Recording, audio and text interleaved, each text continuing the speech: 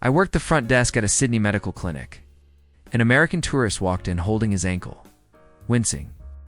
I asked for his Medicare card.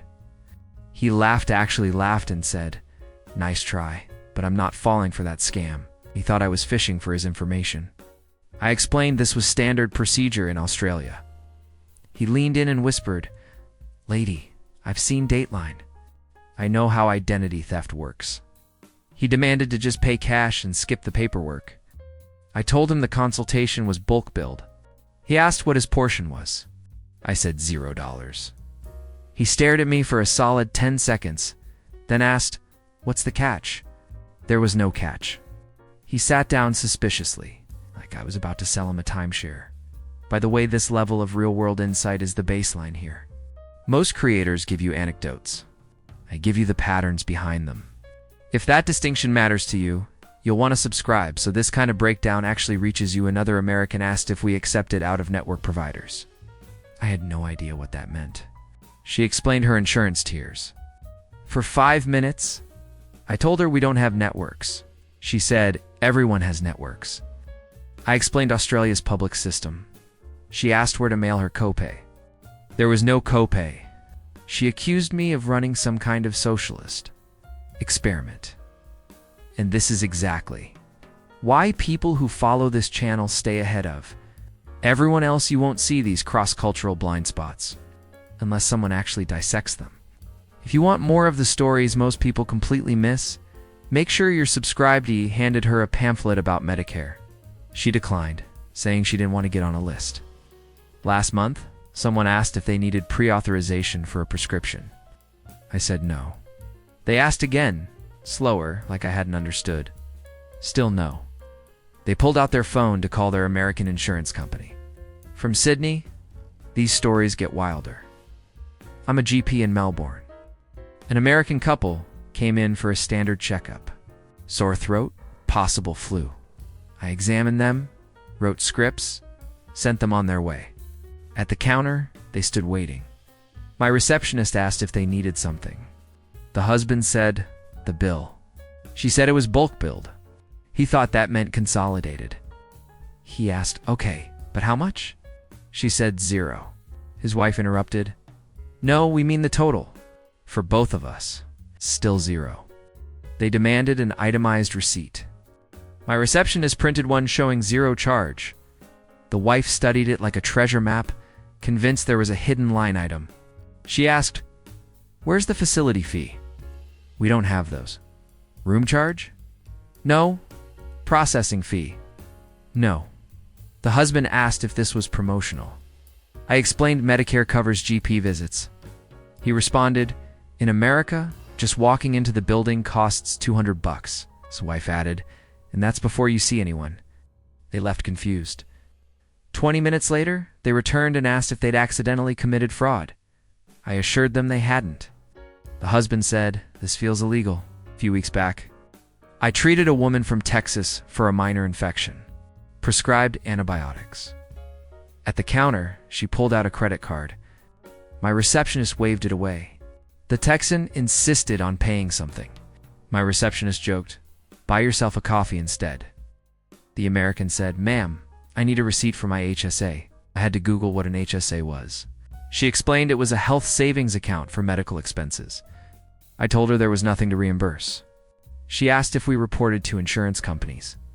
"We don't." She left, delighted but baffled, muttering, "Y'all are living in the future." Last week, an American with a sprained wrist asked if I was in network with Blue Cross. I said I didn't know what that meant. He showed me his insurance card. I explained it didn't apply here. He asked how he'd get reimbursed. I said there was nothing to reimburse bulk billed. He asked if I was a licensed physician or just a nurse practitioner, because in America, only NPs bulk bill. I showed him my credentials. He apologized, then asked if I accepted care credit. I told him to keep his money. He looked physically uncomfortable, like receiving free healthcare caused him pain. I'm a pharmacist in Brisbane. An American handed me a script for amoxicillin. Standard antibiotic. I told him it'd be $8. He said, "For how many pills?" I said 30. He repeated $8 total. I nodded. He asked if I meant 80. No, 8. He pulled out his phone and showed me a screenshot from his American pharmacy. Same antibiotic, $170 without insurance. He asked if Australian amoxicillin was different or generic or something. I explained it was the same medication, just subsidized under the PBS.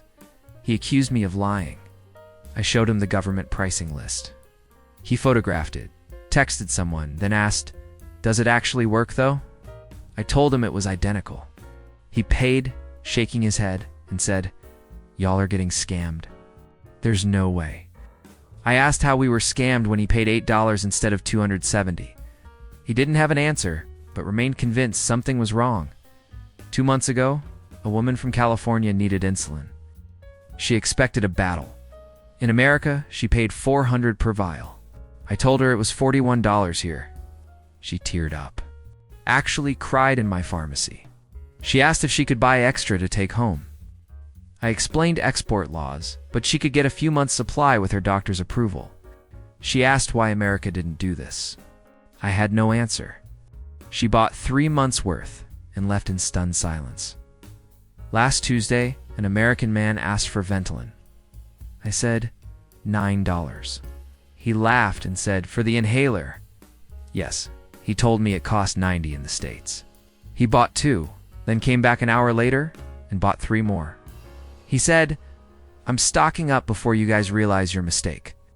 I told him there was no mistake. He said, "Sure, Jan," and left with 5 inhalers, like he'd robbed me. I work emergency at a hospital in Perth. An American tourist came in after a surfing accident. Possible concussion, deep gash on his leg. We stitched him up, ran a CT scan, monitored him for 4 hours, gave him painkillers and antibiotics. When we discharged him, he asked for the billing department. We told him there wasn't one for emergencies. He asked where to pay. Nowhere. He insisted he needed to settle his bill before leaving the country. We assured him he didn't. He asked, "What if I just leave?" We said that was the plan. He demanded to speak to a manager. My manager explained public health care.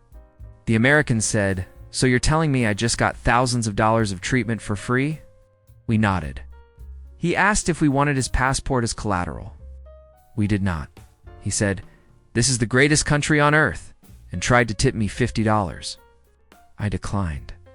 He left it on the counter anyway and walked out crying. He emailed the hospital later asking if the bill would come eventually. It never does. Working in Australian healthcare means watching Americans experience culture shock in reverse. They arrive expecting bankruptcy and leave questioning everything. Next time, Americans react to 4 weeks paid vacation. Spoiler, they don't believe if that's legal either.